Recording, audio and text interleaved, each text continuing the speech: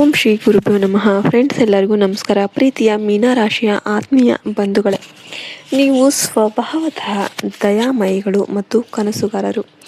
ಈ ಮೇ ತಿಂಗಳು ನಿಮ್ಮ ಕನಸುಗಳನ್ನು ನನಸು ಮಾಡೋದಕ್ಕೆ ಬೇಕಾದ ಧೈರ್ಯ ಮತ್ತು ಅವಕಾಶಗಳನ್ನು ದೈವ ಬಲ ನಿಮಗೆ ನೀಡ್ತಾ ಇದೆ.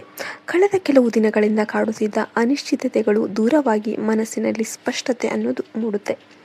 ಆರ್ಥಿಕ ಲಾಭ ಮತ್ತು ಅದೃಷ್ಟ, ಫೈನಾನ್ಸ್ ಆ್ಯಂಡ್ ಲಕ್, ಧನಲಕ್ಷ್ಮಿಯ ಕೃಪೆ ಈ ತಿಂಗಳು ನಿಮ್ಮ ಮೇಲಿರುತ್ತೆ. ಅನಿರೀಕ್ಷಿತ ಮೂಲಗಳಿಂದ ಹಣ ಅನ್ನೋದು ಹರಿದು ಬರುತ್ತೆ. ವಿಶೇಷವಾಗಿ ಮೇ 14ರ ನಂತರ ನಿಮ್ಮ ಆರ್ಥಿಕ ಸ್ಥಿತಿಯಲ್ಲಿ ಗಣನೀಯ ಸುಧಾರಣೆ ಅನ್ನೋದು ಕಂಡುಬರುತ್ತೆ. ಹಳೆಯ ಹೂಡಿಕೆಗಳಿಂದ ಅಥವಾ ಕೌಟುಂಬಿಕ ಆಸ್ತಿಯಿಂದ ಲಾಭವಾಗುವ ಸಾಧ್ಯತೆ ಇದೆ. ಆದರೆ ಯಾರೋ ಒಬ್ಬರು ನಿಮ್ಮನ್ನು ಹಣದ ವಿಚಾರದಲ್ಲಿ ದಾರಿ ತಪ್ಪಿಸೋದಕ್ಕೆ ಪ್ರಯತ್ನ ಮಾಡ್ತಿರಬಹುದು. ಹಾಗಾಗಿ ಹೂಡಿಕೆ ಮಾಡಬೇಕಾದಾಗ ಅಥವಾ ಯಾರಿಗಾದರೂ ಹಣ ನೀಡಬೇಕಾದಾಗ ಹಿರಿಯರ ಸಲಹೆ ಪಡೀರಿ. ಈ ತಿಂಗಳು ನೀವು ಮಾಡುವ ದಾನ ಧರ್ಮಗಳು ನಿಮ್ಮ ಭಾಗ್ಯೋದಯಕ್ಕೆ ಕಾರಣವಾಗಿರುತ್ತೆ. ಎರಡನೇದಾಗಿ, ವೃತ್ತಿ ಮತ್ತು ಉದ್ಯೋಗದ ಹಾದಿ, ಕೆರಿಯರ್ ಆ್ಯಂಡ್ ಜಾಬ್. ಉದ್ಯೋಗ ಕ್ಷೇತ್ರದಲ್ಲಿ ನೀವು ಗೌರವಾನ್ವಿತ ಸ್ಥಾನವನ್ನು ಪಡಿತೀರಾ.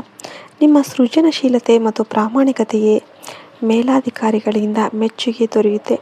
ನೀವು ಕಲೆ, ಸಾಹಿತ್ಯ, ಬೋಧನೆ, ಸಮಾಲೋಚನೆ ಅಥವಾ ಧಾರ್ಮಿಕ ಕ್ಷೇತ್ರಗಳಲ್ಲಿ ಇದ್ದರೆ ಈ ತಿಂಗಳು ನಿಮ್ಮ ಪ್ರತಿಭೆ ಜಗತ್ತಿಗೆ ಪರಿಚಯ ಆಗುತ್ತೆ. ಹೊಸ ಕೆಲಸಕ್ಕೆ ಸೇರೋದಕ್ಕೆ ಬಯಸುವವರಿಗೆ ಶುಭ ಸುದ್ದಿ ಅನ್ನೋದು ಕೇಳಿ ಬರುತ್ತೆ. ವ್ಯಾಪಾರಸ್ಥರಿಗೆ ದೂರದ ಪ್ರಯಾಣದಿಂದ ಹೊಸ ವ್ಯವಹಾರಗಳು ಸಿಗುತ್ತೆ. ಕೆಲಸದ ಸ್ಥಳದಲ್ಲಿ ರಾಜಕೀಯದಿಂದ ದೂರ ಇರೋದು ನಿಮ್ಮ ಪ್ರಗತಿಗೆ ಒಳ್ಳೆಯದು.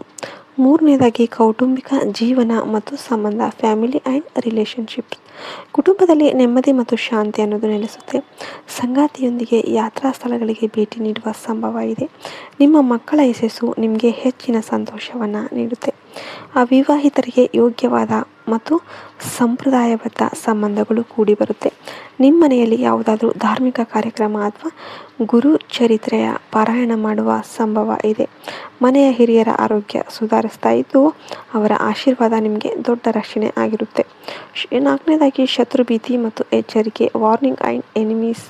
ಮೀನರಾಶಿಯವರ ಒಳ್ಳೆಯತನವನ್ನೇ ಕೆಲವರು ದುರುಪಯೋಗ ಮಾಡಿಕೊಳ್ಳಬಹುದು.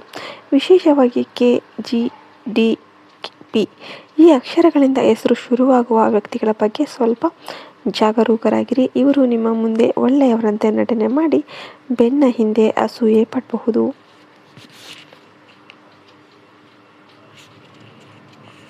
ನಿಮ್ಮ ರಹಸ್ಯಗಳನ್ನು ಅಥವಾ ಗುರಿಗಳನ್ನು ಯಾರೊಂದಿಗೂ ಕೂಡ ಹಂಚಿಕೊಳ್ಳೋದಕ್ಕೆ ಹೋಗಬೇಡಿ. ಸಮಾಜದಲ್ಲಿ ನಿಮ್ಮ ಗೌರವಕ್ಕೆ ತಕ್ಕಂಥ ಧಕ್ಕೆ ತರುವಂತಹ ಯಾವುದೇ ಒಂದು ಕೆಲಸಕ್ಕೆ ಕೈ ಹಾಕೋದಕ್ಕೆ ಹೋಗಬೇಡಿ. ಈ ತಿಂಗಳು ನಿಮ್ಮ ಅಂತಃಪ್ರಜ್ಞೆ ಏನು ಹೇಳುತ್ತೆ ಅದನ್ನೇ ನಂಬಿ. ಐದನೇದಾಗಿ, ಆರೋಗ್ಯ ಮತ್ತು ಮಾನಸಿಕ ಶಾಂತಿ, ಹೆಲ್ತ್.